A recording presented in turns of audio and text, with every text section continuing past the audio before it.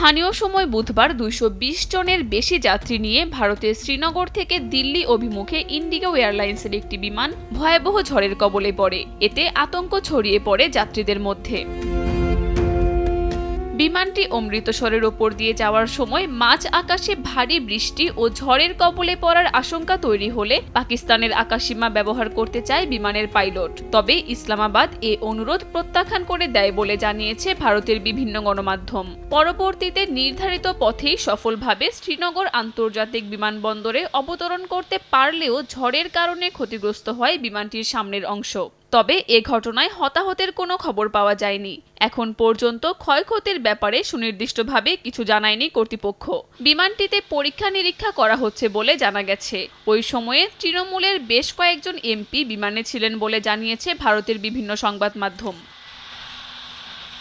এর আগে পেহেলগামে সন্ত্রাসী হামলার জেরে ভারত পাকিস্তান দ্বন্দ্বে জড়িয়ে পড়লে নিজেদের আকাশসীমা ব্যবহারের ওপর নিষেধাজ্ঞা আরোপ করে নয়াদিল্লি ও ইসলামাবাদ। কাকলি আখতার, সময় সংবাদ।